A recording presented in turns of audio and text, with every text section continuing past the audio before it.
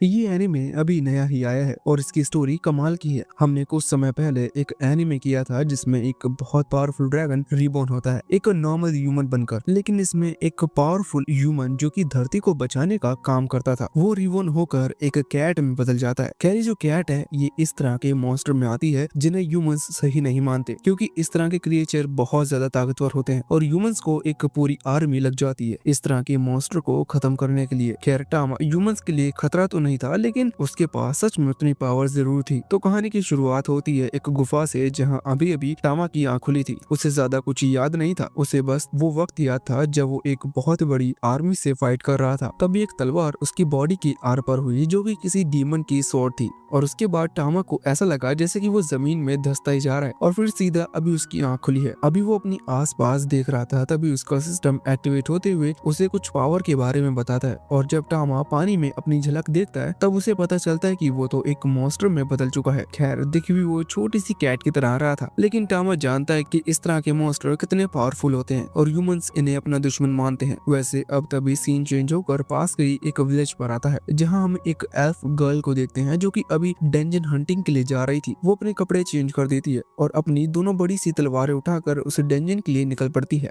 जहाँ अभी टामा रिबॉर्न हुआ है। वैसे इसके बाद सीन वापस यहाँ टामा पर आता है जो कि अभी यही सोच रहा था कि वो ह्यूमन का दुश्मन बनकर ही बॉर्न हुआ है, लेकिन फिर भी वो इंसानों को कुछ नहीं करेगा, इसलिए अभी वो भगवान को शुक्रिया कहता है कि उसे रिबॉर्न कर दिया गया। खैर, उसी दौरान उसकी नजर एक स्लाइम पर पड़ती है। इस तरह के स्लाइम ई रैंक मॉन्स्टर में आते हैं जहाँ इस स्लाइम का साइज टामा के मुकाबले थोड़ा सा बड़ा था। इसका मतलब वो स्लाइम टामा पर हमला कर सकती है। अभी टामा यही सोचते हुए अपनी स्लाइम चेक कर रहा था कि उसके पास कौन कौन सी स्किल्स हैं। तभी उसे स्टोन हाउलिंग नाम की एक स्किल दिखती है और वो उसका इस्तेमाल करता है। इससे टामा की मुंह से एक बहुत ही नकली स्टोन निकलकर सीधा जाकर उस स्लाइम से टकराता है। इससे वो स्लाइम मारी जा चुकी थी। तभी टामा के पेट से आवाज आती है और वो समझ जाता है कि उसे भूख लगी है। वैसे तो वो पहले उस स्लाइम को खाने से कतरा रहा था, लेकिन वहाँ पानी और उस स्लाइम के अलावा कुछ भी नहीं है, इसलिए टामा वहाँ जाकर उसे खाता है और शॉकिंगली टामा को वो स्लाइम पसंद भी आती है। खैर, स्लाइम खाते वक्त टामा को पता चलता है कि वो इस तरह से दूसरे मॉन्स्टर की एबिलिटी भी चुरा सकता है। साथ ही बाद में उसे ये भी पता चलता है कि उसके पास स्टोरेज पावर है, मतलब इस तरह की चीजों को वो चाहे तो स्टोर कर रख भी सकता है जिससे उसके आगे काम आएंगी। वैसे उसी दौरान सीन चेंज होकर वापस उस एल्फ गर्ल पर आता है जो कि एक बूट के थ्रू एक कोलेजम पहुंच चुकी थी। कोलेजम वो जगह होती है जहाँ पहले लड़ाइयाँ हुआ करती थी। अभी वहाँ आकर जब वो अंदर आ रही थी तभी दो गार्ड्स उसे रोक लेते हैं, लेकिन वो एल्फ गर्ल अपने पास से एक नेकलेस निकाल कर उन्हें दिखाती है और फिर बाद में उसे वो जाने देते हैं। इस तरफ टामा अभी बाकी मॉन्स्टर को हरा रहा था। वो एक बी रैंक मॉन्स्टर को हराकर फ्लाइंग एबिलिटी चुरा लेता है। साथ ही फिर एक सी प्लस रैंक के मॉन्स्टर को हराकर उसे फायरबॉल टाइप पावर मिल जाती है। इसके बाद वो एक गोलम को खत्म कर आयरन बॉडी और इसी तरह की कुछ और पावर्स चुराता है। वैसे इसका चुराना नहीं कहेंगे, उसने पहले उन मॉन्स्टर को हराया तभी उसे पावर मिली। वो अभी यहाँ इस तरह के पावर्स ग्रैब कर रहा था। तभी वहाँ दूसरी तरफ वो एल्फ गर्ल इस जगह के बाहर पहुंचकर एक होल में एक क्रिस्टल रखती है जिसकी वजह से ये डेंजन एक्टिवेट हो जाता है। यहाँ अभी टामा जो कि आगे बढ़ रहा था अपनी और पावर ग्रैब करने के लिए, तभी उसे वहाँ एक चेस्ट दिखाई देती है जो कि ग्लो कर रही थी। टामा तुरंत ही उसे जाकर खोलता है और टामा को उसके अंदर एक बड़ा सा क्रिस्टल दिखाई देता है। टामा सोचता है कि कहीं ऐसा तो नहीं ये कोई ट्रैप हो, लेकिन उसी दौरान टामा अचानक से टेलीपोर्ट हो जाता है। वो टेलीपोर्ट होकर और ज्यादा अंधेरी वाली जगह पर पहुंच चुका था। यहाँ एक बड़ा सा ड्रैगन था जो कि असल में उस डेंजन का फाइनल बॉस है और उसकी रैंक भी एस रैंक ही है। टामा अभी एक एस रैंक का बिल्ला है, लेकिन अभी तक उसने इतनी पावर ग्रैब नहीं की कि वो इस ड्रैगन को हरा पाए। लेकिन अब वो ड्रैगन भी जाग चुका था, उसकी नींद टामा ने खराब की है, इसलिए वो बिना बदला लिए टामा को जाने नहीं देगा और बदला मतलब उसे खाए बिना। तो यहाँ वो टामा पर हमला करने लगा था। टामा उसके अटैक को डोज करता है और अपनी स्टोन हाउलिंग टेक्निक का इस्तेमाल करता है। इससे उसने ऊपर लगे स्टोन्स का इस्तेमाल किया था। खैर, वो स्टोन्स उस ड्रैगन की बॉडी को बिल्कुल भी चोट नहीं पहुंचा पाते। हालांकि इससे ऊपर से कुछ दूसरे स्टोन वहां नीचे गिरने लगे थे जिस वजह से वहां एक होल हो गया था, लेकिन फिर भी वो ड्रैगन पूरी तरह से ठीक था। वो टामा पर हमला करता है। यहाँ उसने किसी तरह के स्क्रैच अटैक किए थे जिन्हें टामा अपनी आयरन बॉडी की मदद से रोकने की कोशिश कर रहा था, लेकिन उस ड्रैगन के स्क्रैच इतने ज्यादा स्ट्रॉन्ग थे कि टामा की आयरन बॉडी काम नहीं कर पाती और टामा की बॉडी पर घाव आ जाते हैं। उसकी बॉडी से खून निकल रहा था, उसे किसी भी तरह से यहाँ से निकलना था, लेकिन तभी वो ड्रैगन ड्रैगन उसे बॉडी स्लैम देने लगता है, लेकिन इस तरह से टामा वहाँ से हटते हुए अपनी विंग्स एक्टिवेट कर उसी ऊपर बने होल से बाहर आ जाता है, लेकिन अभी उसे बहुत ज्यादा चोट लग चुकी थी। तभी हम दूसरी तरफ उस एल्फ गर्ल को देखते हैं जो कि अभी इसी डेंजर में आगे बढ़ रही थी। वहाँ उसे अचानक से ही कुछ आवाज सुनाई देती है और वो अपनी दोनों ही तलवार निकाल कर आगे बढ़ने लगती है। उसी दौरान उसे बचपन का एक सीन याद आ रहा था जब वो बहुत छोटी थी और इसी तरह के एक डेंजर में आई थी। तब एक दूसरे एल्फ ने उसकी मदद की थी, इसी कारण से शायद इसने भी फैसला किया कि ये एक एडवेंचर बनेगी। खैर वहाँ टामा जो कि अभी डेंजर के एग्जिट की तरफ बढ़ रहा था, उसे सामने से एक परछाई दिखाई देती है और वो नीचे गिर पड़ता है। टामा को लग रहा था कि शायद उसकी नई जिंदगी शुरू होते ही खत्म हो जाएगी, लेकिन असल में वो बस उस एल्फ गर्ल की परछाई थी। अगले पल जब टामा की आंख खुलती है तो वो एक बेड पर था जहाँ उसकी बॉडी पर कई सारे बैंडेजेस लगे हुए थे। तभी वो एल्फ गर्ल वहाँ कमरे में आती है जो कि टामा के लिए दूध लेकर आई थी। टामा अभी ये देखकर हैरान था कि एक एल्फ गर्ल ने उसकी जान बचाई, जबकि नॉर्मल डेंजर में अगर इस तरह के छोटे छोटे भी मॉन्स्टर मिलते हैं तो उन्हें कोई भी साथ नहीं लाता, लोग तुरंत ही उन्हें खत्म कर देते हैं क्योंकि वो बहुत बड़ा खतरा हो सकते हैं। अब इसके बाद टाइम थोड़ा सा स्पीड के साथ बीतता है, मतलब कुछ दिन हो चुके थे। टामा की जो चोट थी लगभग ठीक हो चुकी थी, लेकिन फिर भी उस एल्फ गर्ल ने टामा को घर से नहीं भगाया। टामा छोटा हो चुका है इसलिए उसकी सब चीजें छोटी हैं, लेकिन वो गर्ल हर एक छोटी छोटी चीज का ख्याल रख रही थी। टामा को बहुत ज्यादा मजा आ चुका था क्योंकि उसे अनलिमिटेड मिल्क सप्लाई हो रहे थे। वैसे आज के दिन वो एल्फ गर्ल यहाँ टामा को आकर मिल्क देती है और कहती है कि वो कुछ देर बाद लौटेगी। इतना कहकर वो गुड बाय बोलती है और चली जाती है। टामा जो कि अभी उसने जो कुछ भी किया उस चीज से बहुत खुश है। वो खिड़की से उसे एक नाव में बैठा हुआ देखता है। टामा समझ गया था कि वो एल्फ गर्ल वापस उसी डेंजर में जा रही है या फिर किसी और डेंजर में जा रही है। टामा सोचता है कि इसने उसकी जान बचाई थी, इसका मतलब उसे भी उस एल्फ गर्ल को प्रोटेक्ट करना चाहिए। वो फैसला करता है कि वो जिंदगी भर उसकी प्रोटेक्शन करेगा और यही सोचते हुए वो चुपचाप उस नाव में चला जाता है। यहाँ वो इस तरह से घुसा था कि उस एल्फ गर्ल को इस चीज का पता न चले। कुछ ही देर बाद वो एल्फ गर्ल उसी जगह पर पहुंच जाती है जहाँ उसे टामा मिला था। वो अभी उस डेंजर के अंदर आती है और आगे बढ़ने लगती है। टामा भी अभी उसका पीछा कर रहा था, लेकिन इस तरह से कि उसे इस चीज का पता न चले। टामा सोच रहा था कि इस तरह की लड़की एक डेंजर में अकेले क्यों आई, क्योंकि डेंजर्स बहुत खतरनाक होते हैं, लेकिन शायद इस चीज का रीजन उसे फ्यूचर में पता चले। अभी वो एल्फ गर्ल यहाँ आगे बढ़ रही थी, तभी उसे सामने 3 गॉब्लिन्स दिखाई देते हैं। ये जो फ्लोर था ये यही 3 गॉब्लिन ऑपरेट करते हैं। यहाँ वो उस एल्फ गर्ल पर हमला करे इससे पहले ही एल्फ गर्ल अपनी दोनों स्वॉर्ड निकाल कर हमला कर देती है। टामा उसकी स्पीड देखकर हैरान था। एल्फ गर्ल ने कुछ देर में ही उन तीनों गॉब्लिन्स को हरा दिया था। अभी टामा सोच रहा था कि ये इतनी तेजी से मूव कर सकती है, साथ ही इसके रिफ्लेक्स और अटैक भी बहुत परफेक्ट है। टामा मन में कहता है कि अगर एयरबैग्स को छोटा कर दिया जाए तो ये और तेजी से मूव कर पाएगी। वैसे उसी दौरान वहाँ उस एल्फ गर्ल की नजर दूर खड़े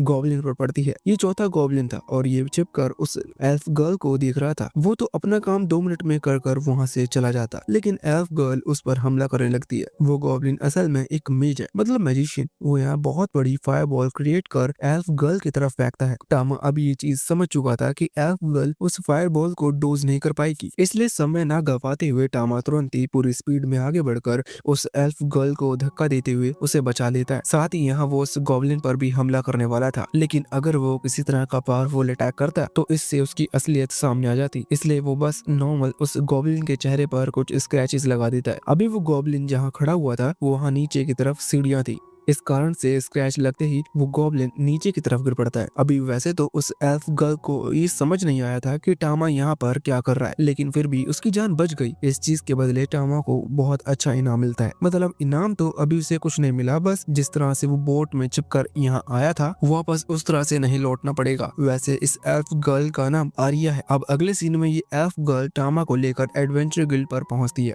जहाँ ये उन गॉब्लिन्स के पार्ट्स देकर पैसे एक्सचेंज करेगी। खैर यहाँ अंदर आते ही उसकी मुलाकात केजमैन नाम के उसी आदमी से होती है जो कि उसे बहुत टाइम से अपनी टीम को ज्वाइन करने का ऑफर दे रहा था। हर बार की तरह आर्या आज भी मना कर देती है, लेकिन केजमैन अपना हाथ थोड़ी सी गलत जगह ले जाते हुए कहता है कि उसे चिंता करने की जरूरत नहीं, वो उसका पूरा ख्याल रखेगा। हालांकि ये चीज देखते हुए टामा बाहर निकलकर उसके हाथ को बाइट कर लेता है। ये चीज से केजमैन अपना हाथ इधर उधर हिलाता है और टामा सीधा उसके सर पर आ गिरता है, जहाँ उसने केजमैन के फेस पर बहुत सारे स्क्रैचेस लगा दिए हैं। टामा तो यहाँ वापस अपनी जगह पर आ चुका था, लेकिन केजमैन गुस्से में अपनी तलवार निकाल लेता है और कहता है कि तुम्हें इस चीज की सजा मिलकर रहेगी। खैर यहाँ वो हमला वगैरह कर पाता इससे पहले ही वहाँ पर इस गिल्ड के एक दूसरे रिसेप्शनिस्ट जिसका नाम आर्नोल्ड है उसकी एंट्री होती है। वो वहाँ आकर उसकी तलवार पकड़ लेता है और पूछता है कि क्या तुम्हें कोई प्रॉब्लम है। अभी यहाँ आर्नोल्ड के ड्रेसिंग सेंस को देखकर केजमैन को अपनी तलवार बचाकर वहाँ से भागना पड़ता है। वैसे अब तभी आर्नोल्ड की नजर वहाँ पड़ती है जहाँ कुछ देर पहले केजमैन की नजर थी और अभी तुम्हारी नजर है। वहाँ पर आर्नोल्ड को टामा दिखता है। वो पूछता है कि आखिर ये छोटा मेहमान है कौन, जिस पर आर्या उसे बताती है कि ये कैट उसे एक डेंजन में मिली थी, इसने 2 बार उसकी मदद की, इसलिए अब से ये उसी के साथ रहेगी। वो इसे ऑफिशियली अपना पेट बनाना चाहती है। आर्नोल्ड भी कहता है कि हाँ ये एक अच्छा डिसीजन है।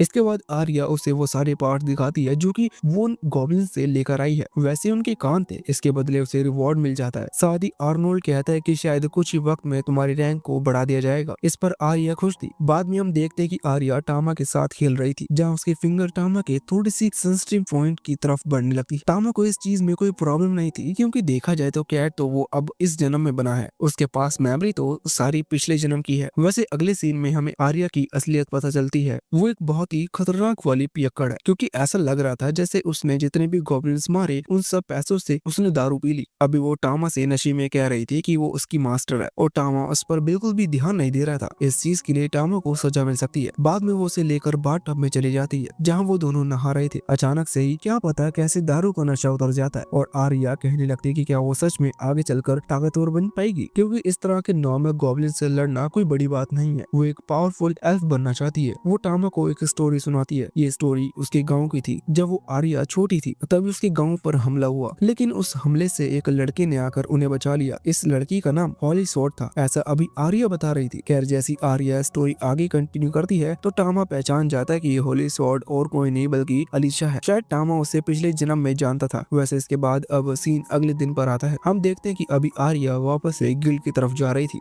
आज का टास्क लेने के लिए। तभी रास्ते में टामा नोटिस करता है कि गाँव में जितने भी शॉप्स हैं वहाँ के सभी लोग आर्या को अच्छे से जानते हैं और सभी उसके साथ बात करते हैं। मतलब आर्या फेमस है। अब वो किन 2 बड़े रीजन की वजह से फेमस है ये तो कोई नहीं जानता। अगले सीन में आर्या और टामा दोनों गिल्ड में पहुंच जाते हैं, जहाँ आर्नोल्ड बाहर आकर आर्या से कहता है कि उसे अंदर नहीं जाना चाहिए। आर्या को ये चीज समझ में नहीं आती और वो गिल्ड में अंदर आ जाती है, जहाँ उसकी मुलाकात उसी आदमी केजमैन से होती है जिसे हमने कल देखा था। ये अभी अपने साथ एक कागज लेकर आया था। वो दुखी होते हुए आर्या से कहता है कि मुझे माफ करना, पर मैं इस नोटिस को रोक नहीं पाया कि तुम्हारे बिल्ले ने मुझ पर हमला किया। मुझे तो इस चीज से कोई प्रॉब्लम नहीं है, लेकिन ऑफिशियली ऑर्डर्स आए हैं कि इस कैट को इस चीज की सजा मिलेगी, क्योंकि ये इसने गलत किया। यहाँ टामा को डायरेक्टली जॉन से मारने की सजा मिल चुकी थी। ये सुनने के बाद आर्या तुरंत ही केजमैन से माफी मांगते हुए कहती है कि वो ऐसा नहीं होने देना चाहती, जिस पर केजमैन कह पड़ता है कि मैं भी यही चाहता हूँ कि तुम्हारे इस कैट को कुछ ना हो। इसके लिए हम एक डील कर सकते हैं। वो कहता है कि हम एक कॉम्पिटिशन करेंगे जिसमें अगर तुम जीत जाती हो तो इस कैट को माफ कर दिया जाएगा, लेकिन अगर मैं जीत जाता हूँ तो तुम्हें मुझसे शादी करनी होगी। उसकी बातों से ही पता चल रहा था कि वो किसी और की ही कैट की तलाश में है। खैर अभी कोई रास्ता नहीं था, इस वजह से आर्या को ये चैलेंज एक्सेप्ट करना पड़ता है। वैसे अब आर्या यहाँ पर आई तो दिन था, पर पता नहीं क्यों ये फाइट रात के समय हो रही है। वो सभी वहाँ उस गिल्ड से बाहर आ चुके थे, खुली जगह में, जहाँ हमें बताया जाता है कि केजमैन असल में बी रैंक एडवेंचर है और आर्या सी रैंक एडवेंचर। मतलब आर्या ऑलरेडी उसे कम लेवल की है, इसलिए केजमैन कहता है कि अगर तुम किसी आउटसाइडर से हेल्प लेना चाहती हो तो चुन सकती हो। वैसे यहाँ कोई भी आउटसाइडर उसकी मदद के लिए नहीं आने वाला था और दूसरी तरफ वो आर्नोल्ड हिस्सा नहीं ले सकता, क्योंकि वो तो गिल्ड मेंबर है। इसी कारण से कोई आगे नहीं आता। हालांकि उसी दौरान टामा छलांग लगाते हुए वहाँ सामने आ जाता है। उसे देखकर केजमैन हंस रहा था और कह रहा था कि अब एक मामूली बिल्ली मुझसे लड़ेगी। खैर यहाँ पर आर्नोल्ड ने तो इस चीज के लिए हाँ कर दी थी। वो कहता है कि अगर ये कैट खुद से फाइट करना चाहती है तो ये कर सकती है। इसके बाद दोनों में लड़ाई शुरू होती है, जहाँ टामा अटैक करता है, लेकिन टामा की हाइट बहुत छोटी है और साथ ही वो अपने असली हमले नहीं कर सकता, इसलिए वो बस उछल कूद कर रहा था। वहाँ केजमैन उसके हमलों को आराम से डोज करता है और यहाँ आर्या पर हमला करने लगता है। आर्या भी अपनी स्पीड और अपनी दोनों तलवार लेकर आगे बढ़ रही थी, लेकिन उसके एयरबैग उसकी स्पीड को कम कर रहे थे। साथ ही वो इतनी ज्यादा ताकतवर भी नहीं है कि वो केजमैन जैसे आदमी को हरा पाए। केजमैन उसे दूर हटा देता है और नीचे गिरा देता है, जिसके बाद केजमैन अपना फाइनल अटैक करने वाला था। इसके बाद आर्या हार जाएगी और केजमैन को कैट मिल जाएगी। हालांकि टामा तभी छलांग लगाते हुए सामने आ जाता है और अपनी आयरन स्वॉर्ड बॉडी को एक्टिवेट करता है, जिससे केजमैन की स्वॉर्ड टूट चुकी थी। साथ ही इसके बाद टामा स्टोन हाउलिंग टेक्निक का इस्तेमाल करते हुए केजमैन को वहाँ से दूर फेंक देता है। यहाँ केजमैन सीधा जाकर एक पेड़ से टकराया था और वहीं लटक चुका था। तभी उसकी तलवार वहाँ घूमते हुए किसी गलत जगह पर आकर लग जाती है। इसका मतलब अब वो आर्या को तो क्या किसी और लड़की को भी डिस्टर्ब नहीं करेगा। यहाँ टामा ने भी अपनी असली पावर्स यूज की थी, जिससे टामा समझ चुका था कि उसकी असलियत सबके सामने आ चुकी है और अब उसे खत्म कर दिया जाएगा, क्योंकि सच में इस तरह के मॉन्स्टर को ह्यूमंस अपना दुश्मन मानते हैं। खैर तभी लोग जोर जोर से चिल्लाने लगते हैं और कहते हैं कि ये कैट शायद एक एलिमेंटल कैट है। टामा अभी ये सुनकर बहुत खुश था, लेकिन वहाँ दूसरी तरफ आर्नोल्ड अभी आर्या को जीतने के लिए कांग्रेचुलेशन कर रहा था। इसका मतलब सब कुछ ठीक है। वैसे इसके बाद अब सीन सीधा अगले दिन पर शिफ्ट हो जाता है, जहाँ हम देखते हैं कि टामा की अभी अभी नींद खुली है। उसके जागते ही आर्या की नींद खुल जाती है। टामा सबसे पहले आगे बढ़कर आर्या के गले पर अपने गाल को थोड़ा सा रब करता है, जिससे आर्या को अच्छा लगे। उसे ऐसा करना ही होगा क्योंकि उसे एक पेट बनकर रहना है। आर्या को ये चीज कुछ ज्यादा ही अच्छी लग जाती है। इस वजह से जब टामा वहाँ से जाने लगता है तो वो कहती है कि उसने सॉफ्ट चीजों के साथ तो खेल लिया, अब उसे थोड़ी सी हार्ड चीजों के साथ भी खेलना है। उसका इशारा कहाँ था, ये चीज टामा भी समझ चुका था। खैर यहाँ से सीन चेंज हो जाता है और हम देखते हैं कि टामा और आर्या अभी वेल्कन नाम की एक लड़की से मिलने के लिए आए थे। वैसे वहाँ घर पर क्या हुआ ये चीज अभी हमें नहीं बताई गई। खैर असल में यहाँ जो लड़की वेल्कन रहती है वो आर्या की दोस्त है और साथ ही वो एक ब्लैक स्मिथ भी है, मतलब लोहार जो कि वेपन्स या आर्मर वगैरह बनाते हैं। तो यहाँ आर्या और टामा अंदर आ चुके थे। तभी अंदर से वेल्कन बाहर आती है। टामा उसके टाइगर ईयर्स को थोड़ा देखकर शॉक था, लेकिन वो एक तरीके से डेम ह्यूमंस गर्ल है, बिल्कुल आर्या की तरह। खैर अभी वेल्कन बहुत ही ज्यादा एक्साइटेड थी आर्या के नए पेट से मिलने के लिए, क्योंकि उसने सिर्फ टामा के बारे में सुना था। आर्या अभी आगे आते हुए उसे टामा को दिखाती है और बाद में जिस जगह पर आर्या टामा को रख कर लाई थी सेम उसी जगह पर वो टामा को वापस रख देती है, लेकिन इस बार ये जगह वेल्कन की थी। अभी वेल्कन को भी ना जाने क्यों पर इस चीज में मजा आ गया था। वो आर्या से पूछते कि आर्या यहाँ क्यों आई है, तो आर्या कहती है कि उसे अपने पेट टामा के लिए एक आर्मर चाहिए। यहाँ हमें पता चलता है कि वेल्कन एक ब्लैक स्मिथ है और उसे क्रिएचर्स के लिए आर्मर बनाना बहुत पसंद है। इसी कारण से वो इस मिशन को तुरंत ही एक्सेप्ट कर लेती है। अगले सीन में अभी वो इंची टेप से टामा के मेजरमेंट ले रही थी। इससे वो यहाँ हर एक बारीक से बारीक चीज की मेजरमेंट लेती है, जिससे कि वो टामा के लिए एक परफेक्ट आर्मर तैयार कर सके। साथ ही वो उसकी आर्मर एक खास तरह के मैजिक का इस्तेमाल करने के बारे में भी बता रही थी, क्योंकि टामा अभी छोटा है, वक्त के साथ वो बड़ा भी होगा। इससे उसका आर्मर उसे टाइट होने लगेगा। उस खास मैजिक से वो हर बार अपने आर्मर का साइज बदलते जाएगा, मतलब इन्हें बार बार आर्मर बनाने की जरूरत नहीं। और वैसे भी टामा जिस तरह के पर्सन के साथ रह रहा है उसे इस तरह की चीजें की सख्त जरूरत है। खैर वेल्कन अपने काम में लग चुकी थी। वो कहती है कि वो आर्मर अगले दिन तक तैयार कर देगी। दूसरी तरफ आर्या अभी फिर से डंजन जाने वाली थी। टामा पिछली बार छुप कर गया था, लेकिन इस बार वो उसके साथ जाएगा, वो भी खुले आम। तो ये दोनों यहाँ से निकल पड़ते हैं। सीन सीधा अगले दिन पर शिफ्ट होता है। यहाँ सबसे पहले हमें बताया जाता है कि रात भर वेल्कन ने पूरी मेहनत कर आर्मर तैयार कर लिया। आर्या और टामा भी वहाँ पहुँच गए थे। टामा उस आर्मर को पहनता है। टामा की बॉडी पर वो आर्मर बहुत अच्छा लग रहा था, साथ ही वो परफेक्टली फिट भी था। आर्या टामा के लिए खुश थी, पर तभी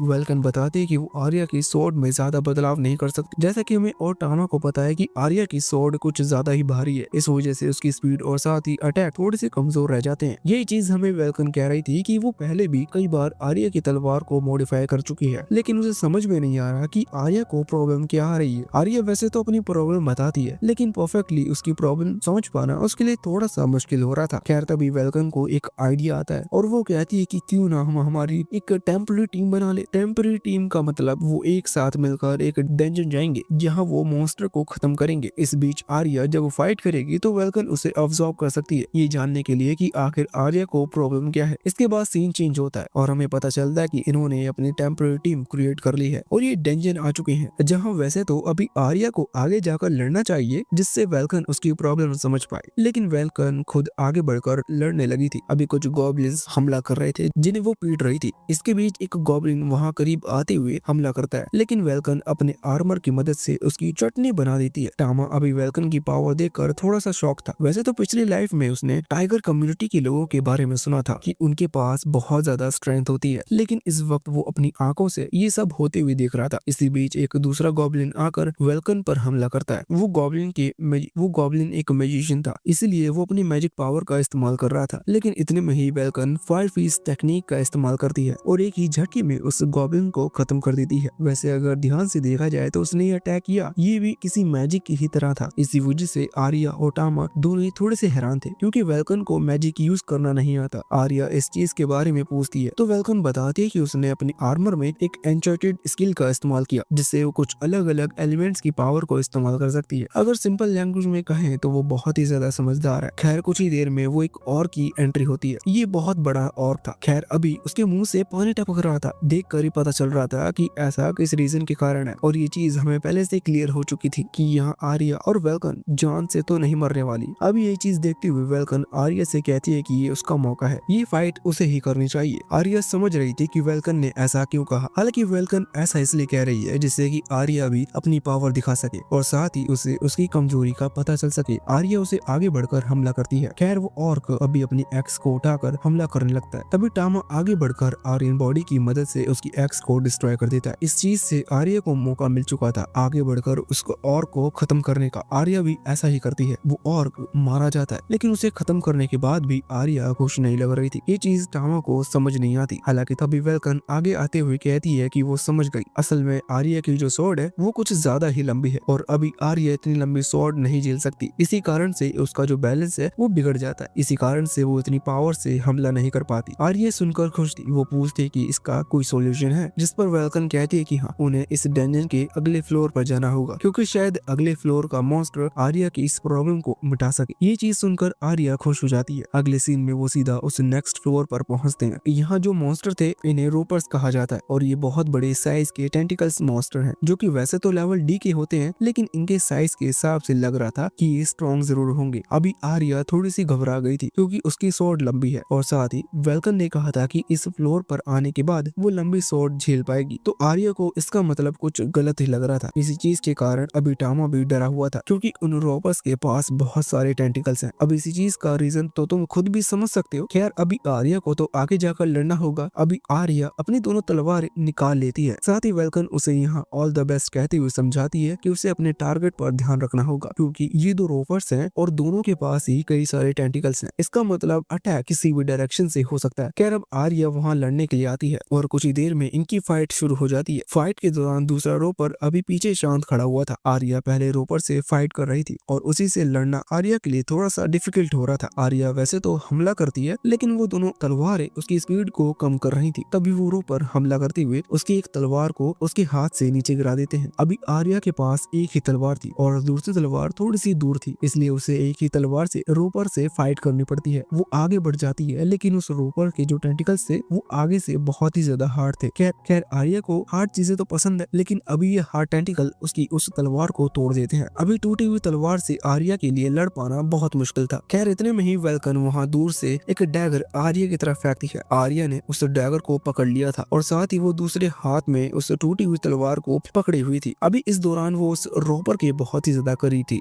वो तुरंत ही सीधा उस रोपर पर हमला करती है। ये हमले डायरेक्टली बॉडी पर थे, इस कारण से वो रोपर वहीं मारा जाता है। अब बारी थी उस दूसरे रोपर की। आर्या ने यहाँ तुरंत ही उस पर हमला करना शुरू कर दिया था। वो रोपर आर्या पर उल्टे हमले कर रहा था लेकिन आर्या की स्पीड अब बहुत ज्यादा तेज थी क्योंकि उसकी दोनों तलवार जा चुकी हैं। एक हाथ में टूटी तलवार है, मतलब कि वजन कम है, और दूसरे हाथ में एक छोटा सा डैगर, इससे वेट उसकी बॉडी पर बहुत ज्यादा कम पड़ रहा था। यह आर्या एक बार फिर अपनी एक्सेलरेशन स्किल का इस्तेमाल कर स्पीड को बढ़ाती है और पूरी रफ्तार से उस रोपर के टेंटिकल्स को थोड़े पीछे से कट कर देती है। जहाँ से वो थोड़े से कमजोर थे, उनके कट होते ही उनके अंदर से एक लिक्विड बाहर निकलता है। इस लिक्विड के बारे में मुझे तुम्हें बताने की जरूरत नहीं क्योंकि ये ब्लड बिल्कुल भी नहीं था। ये देखकर पता ही चल रहा था कि ये क्या चीज है। अभी आर्या को भी इस चीज पर गुस्सा आ रहा था क्योंकि यह सिर्फ टामा का है, इसलिए वो बहुत ही पावरफुल हमला करती है। यहाँ पहले उसने सिर्फ उस रोपर के टेंटिकल्स काटे थे लेकिन इस अटैक के बाद उस रोपर की बॉडी दो टुकड़े में डिवाइड हो जाती है। इस चीज के साथ आर्या ने ये मैच जीत लिया था। ये देखते हुए वेल्कन और टामा तुरंत ही आर्या की तरफ भागते हैं। अभी टामा बीच में ही रुक गया था। वो सोच रहा था कि आर्या ने इतनी जल्दी एक नई स्किल सीख ली, ये आर्या की नई स्किल है और आर्या ने इसे विंड ब्लेड नाम दिया है। तभी टामा यहाँ उस रोपर के पास आता है। टामा जानता है कि अगर वो इस रोपर को बाइट करेगा तो इस रोपर की स्किल भी मिल जाएगी और वैसे भी जितनी ज्यादा स्किल हो उतना ज्यादा अच्छा है, इसलिए टामा उसे वाइट करता है जिससे टामा को 3 स्किल मिलती है। पहली थी उसी रोपर की तरह टेंटिकल क्रिएट करने की, दूसरी थी सेम वैसे लिक्विड रिलीज करने की और सेम उसी अमाउंट में जिस अमाउंट में उस रोपर ने रिलीज किया था। तीसरी स्किल थी क्रॉस बीडिंग की, जिसके बारे में कुछ देर बाद तुम्हें बताऊंगा। अभी के लिए टामा भी यहाँ आर्या के पास आ गया था। खैर आर्या तो अभी उस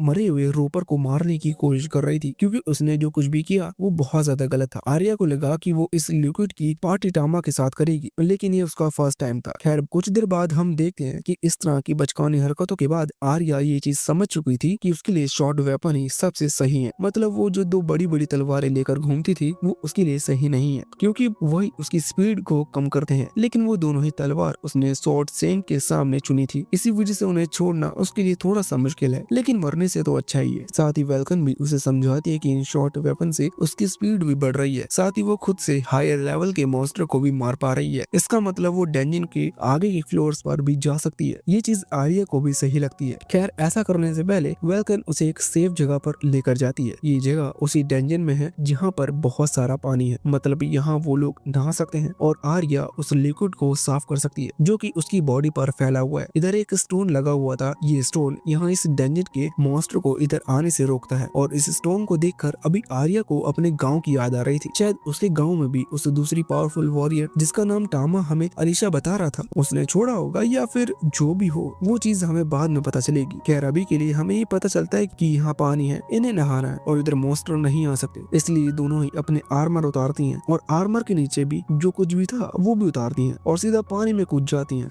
अभी टामा ने तो एक अच्छा बिल्ला बनते हुए अपना चेहरा दूसरी तरफ कर लिया था, लेकिन फिर आर्या खुद ही उसे पानी में बुला लेती है, तो ऐसा मौका टामा थोड़ी ना जाने देगा। वो तुरंत ही पानी में आ जाता है। यहाँ अभी आर्या और वेल्कन पास में आपस में बात कर रही थी, जहाँ आर्या वेल्कन से उसकी पुरानी टीम के बारे में पूछती है। असल में वेल्कन एक ब्लैक स्मिथ होने से पहले खुद भी एक एडवेंचर थी। वेल्कन बताते हैं कि उसकी जो टीम थी वो डिसबैंड हो गई क्योंकि कुछ लोगों ने सोचा कि वो एडवेंचर बनने के लिए पैदा नहीं हुए हैं, इसलिए उन्होंने कोई दूसरी फील्ड चुन ली और बाकी जो कुछ और थे वो प्रेग्नेंट हो गई। ऐसा सच में उसी ने कहा था, मैं अपने मन से कुछ भी नहीं कह रहा। खैर यहाँ अब बात आगे कंटिन्यू होती है, तो वेल्कन आर्या से कहते हैं कि उसे टामा को थोड़ा सा ख्याल रखना होगा, क्योंकि इस तरह की एलिमेंटल कार्ड में कुछ ही समय में क्रॉस ब्रीडिंग की एबिलिटी आ जाती है, जिससे उनके रास्ते में जो भी आता है ये उन्हें पेल देते हैं। और दूसरी चीज ये खुद पर कंट्रोल नहीं कर पाती। अब ये चीज सुनकर ना जाने क्यों पर आर्या बहुत खुश हो रही थी, लेकिन टामा हैरान था, क्योंकि कुछ ही समय पहले जब उसने उस रॉपर को खत्म कर उसकी एबिलिटी ली तब टामा ने अपनी एबिलिटी में क्रॉस ब्रीडिंग भी पड़ी थी। ये चीज टामा भी जानता है कि क्रॉस ब्रीडिंग डिफरेंट क्रिएचर में भी हो सकती है, लेकिन टामा प्रॉमिस करता है कि वो ऐसा कुछ भी नहीं करेगा। खैर आर्या को ये आइडिया बहुत अच्छा लगा था। वो तो यहाँ टामा को उठाती है और कहती है कि काश तुम जल्दी से बड़े हो जाओ। पहले चीज उसने सच में ऐसा ही कहा था और इस चीज को सुनकर अभी वेल्कन और टामा दोनों ही बहुत ज्यादा हैरान थे। और दूसरी चीज टामा के बच्चे का नाम वो बीवी टामा रखने वाली है। वैसे इन सभी बातों के बाद और फ्यूचर प्लानिंग के बाद वो लोग आगे बढ़ने लगे थे। वो अभी आगे फ्लोर पर पहुंचते हैं, जहाँ कुछ ही दूर से ही उन्हें एक मिनोटॉर दिख जाता है। मिनोटॉर असल में दिखने में बल की तरह होते हैं। ये भी मॉन्स्टर होते हैं जो कि पावरफुल होते हैं। अभी तक आर्या ने जिन मॉन्स्टर से फाइट की थी ये उनमें से ज्यादा ताकतवर हैं। इसी वजह से अभी आर्या को थोड़ा सा डर था, लेकिन वेल्कन कहते हैं कि चिंता मत करो, हम यहीं रहकर तुम पर नजर रखेंगे और अगर कोई प्रॉब्लम होती है तो मैं भी वहाँ लड़ने के लिए आ जाऊंगी। अभी यही सुनकर आर्या खुद को मोटिवेट करते हुए उस टूटी तलवार और साथ ही एक डैगर लेकर आगे बढ़ जाती है। वैसे तो उसने आगे बढ़ते ही अपनी विंड ब्लेड टेक्निक का इस्तेमाल किया, लेकिन ये टेक्निक उस मिनोटॉर पर काम नहीं आती क्योंकि उस मिनोटॉर की बॉडी बहुत ज्यादा हार्ड है। हालांकि आर्या भी हार मानने वालों में से नहीं है, वो कई और हमले करती है, लेकिन वो कुछ ही देर में समझ चुकी थी कि वो अकेले इस मिनोटॉर को नहीं हरा सकती। तभी वेल्कन वहाँ आगे आकर उसकी मदद करने लगती है। अभी वो भी अपने आर्मर से हमला कर रही थी, लेकिन दोनों के लिए उस मिनोटॉर को हराना थोड़ा सा मुश्किल था। इसी बीच वो मिनोटॉर गुस्से में हमला करता है, जिस कारण उस डंजन की ऊपरी दीवार से कुछ पत्थर यहाँ वेल्कन पर गिरने लगते हैं। अभी वेल्कन उनसे बच नहीं सकती थी क्योंकि वो पत्थर बहुत ज्यादा थे, लेकिन टामा अब वेल्कन के साथ भी दोस्ती कर चुका है, इसलिए ये उसकी जिम्मेदारी थी कि वो उसे प्रोटेक्ट करे। इसलिए टामा एक शील्ड क्रिएट करता है। वैसे देखा जाए तो यहाँ उसने स्टोन हाउलिंग टेक्निक का इस्तेमाल किया था, इससे वो सारे स्टोन्स दूर हट जाते हैं, या यूँ कह लो कि वो वेल्कन के ऊपर नहीं गिरते। वेल्कन की जान बच चुकी थी। अभी उसी दौरान वहाँ आर्या ने भी अपनी पूरी स्पीड के साथ आगे बढ़ते हुए अपने उस एक ड्रैगर और एक टूटी हुई तलवार को उस मिनोटॉर की चेस्ट के अंदर घुसा दिया था, जिसकी वजह से वो भी मारा जाता है। आर्या को ये यकीन नहीं हो रहा था कि उसने सच में इतने पावरफुल मॉन्स्टर को हरा दिया। साथ ही अभी वहाँ वेल्कन भी हैरान थी, लेकिन उस मॉन्स्टर के मरने से नहीं बल्कि अभी वो टामा की वजह से हैरान है, क्योंकि टामा ने उसकी जान बचाई। शायद अब वो भी टामा के जल्दी जल्दी बड़े होने के लिए प्रे कर रही है। खैर इसके बाद अब सीन चेंज होकर सीधा गिल्ड पर आता है, जहाँ ये लोग उन मॉन्स्टर के बॉडी पार्ट्स ले आए थे और अभी उनके बदले रिवॉर्ड एक्सचेंज कर रहे थे। अभी आर्नोल्ड भी इसी चीज से बहुत हैरान था कि आर्या इस बार इतने पावरफुल मॉन्स्टर को मार कर लाई, लेकिन फिर भी ये चीज अच्छी है, इसी वजह से उन्हें अच्छे खासे रिवॉर्ड दिए जाते हैं। बाद में आर्या इस चीज को सेलिब्रेट करने के लिए वेल्कन को भी बुलाती है और वो मस्त दारू पीते हैं। यहाँ पर अभी वेलकन जो कि अंदर ही अंदर से चाह रही है कि वो भी आर्या की टीम ज्वाइन कर ले, वो भी ऑफिशियली, क्योंकि अभी तक उसने सिर्फ टेम्परेरी टीम ज्वाइन की थी। इसलिए वो बहाने बनाते हुए कहती है कि टामा के आर्मर को हमेशा मॉडिफाई कर रखना होगा। ये बहाना काफी था, लेकिन आर्या जैसी बेवकूफ नहीं समझ पाती। पर टामा ये चीज समझ चुका था, उसे कोई प्रॉब्लम नहीं थी क्योंकि उसे तो मजा आएगा। इसलिए वो यहाँ आर्या के हाथ को उठाकर वेलकन के हाथ पैर पर रख देता है, जिससे आर्या भी समझ जाती है और उसके बाद ऑफिशियली इनकी टीम क्रिएट हो जाती है। अभी इसी खुशी में उन्होंने और ज्यादा पी ली थी, जिसके कारण से वेलकन को घर जाने में देर हो जाती है। इसलिए वो फैसला करती है कि वो आर्या के साथ यहीं रुकेगी। अब वहाँ बेड एक ही था, इसलिए वो उस पर ही सो रही थी। टामा छोटा सा है, उसे ज्यादा जगह की जरूरत नहीं, इसलिए उसे बीच में जगह मिल जाती है। खैर वो ही दोनों पीकर सो रही थी, इसलिए उन्हें किसी की भी परवाह नहीं है। टामा अभी चार चीजों के बीच बहुत ही भयंकर तरीके से दबा हुआ था और सोने पे सोएगा। वो दोनों नींद में भी बात कर रही थी। वो जो कुछ भी बोल रही थी वो एक दूसरे को तो सुनाई नहीं देती, पर टामा को वो सारी बातें सुनाई दे रही थी और वो ऐसी बातें बिल्कुल भी नहीं है जो मैं तुम्हें इस वीडियो में समझा सकूं। वैसे इस दौरान टामा अपने स्टेटस विंडो पर एक नोटिफिकेशन आता है कि वो अपने सेकंड एवोल्यूशन की बहुत करीब है, मतलब शायद अब वो थोड़ा सा बड़ा हो जाएगा। वो सोच रहा था कि कहीं वो ऐसा ना हो जाए जिससे सभी समझ पाए कि वो एक मॉन्स्टर है, क्योंकि उसने अपना मन बना लिया है। वो हमेशा आर्या का पेट बनकर ही रहना चाहता है। खैर अगले दिन हम देखते हैं कि आर्या और टामा दोनों ही मार्केट के लिए निकल चुके थे। टामा पहले जैसा नॉर्मल है, इसका मतलब कोई प्रॉब्लम की बात नहीं है। अभी वो दोनों मार्केट में आगे बढ़ रहे थे। वैसे आर्या ने अभी सच में अलग कपड़े पहन रखे हैं, इसमें सब चीजें छुपी हुई थी। खैर टामा को तो अपनी जगह मिल चुकी थी, वो भी आर्या के कंधे पर था। यहाँ आगे बढ़ते हुए वो देखता है कि दो आदमी किसी बच्चे को पीट रहे थे। जब वो वापस आते हैं तो वो दोनों ही आदमी टामा को देखकर डर गए थे, क्योंकि वो पहचान गए थे कि टामा वही एलिमेंटल कैट है जिसे केजमैन को सबक सिखाया था। और केजमैन की जो हालत थी वो जानकर अब कोई भी आर्या या टामा से पंगा नहीं ले सकता। इसी कारण से वो दोनों डर कर भाग जाते हैं। आर्या देखती कि वो बच्चा असल में एक छोटी सी बच्ची है। आर्या यहाँ उसके पास आकर उससे पूछती कि उसके पेरेंट्स कहाँ हैं, जिस पर वो बच्ची कुछ नहीं कहती। आर्या समझ चुकी थी कि इसके पेरेंट्स नहीं है, इसलिए वो उस बच्ची को अपने साथ ले जाती है। नहीं, वो उसे अपने घर पर नहीं रखने वाली, वो उसे एक चर्च में लाई थी। आर्या इस चर्च की सिस्टर को जानती है, इसलिए वो वहाँ आकर उस बच्ची को भी वहीं छोड़ देती है। असल में आर्या जो बच्चे अपने पेरेंट्स से बिछड़ चुके थे या जिनके पेरेंट्स मर गए, उन्हें इस तरह से चर्च में लाकर छोड़ती है, जिससे कि ये चर्च वाली सिस्टर उन बच्चों का ख्याल रख सके। अभी टामा इस चीज से बहुत इम्प्रेस था। वो फैसला करता है कि वो आर्या के साथ साथ इन सब को भी प्रोटेक्ट करेगा। खैर अगले सीन में ये लोग गिल्ड पहुंचते हैं, जहाँ आर्या को अपना एक नया बैच मिलता है। उसका जो पहले वाला बैच था वो कम लेवल का था, अब उसका लेवल बढ़ चुका है। इसका मतलब अब वो पावरफुल मॉन्स्टर से ऑफिशियली जाकर फाइट कर सकती है। तभी आर्नोल्ड किसी इंसिडेंट के बारे में बताता है। असल में कुछ लोग गायब हो रहे हैं, जिसके पीछे लोगों को लग रहा है कि डीमंस का हाथ है। आर्या भी इसके बारे में और ज्यादा डिटेल में पूछती है और इसके साथ ये पार्ट यहीं पर खत्म हो जाता है। अब ये चीज वीडियो के सपोर्ट पर डिपेंड करती है कि इसका अगला पार्ट हम कब तक ला सकते हैं।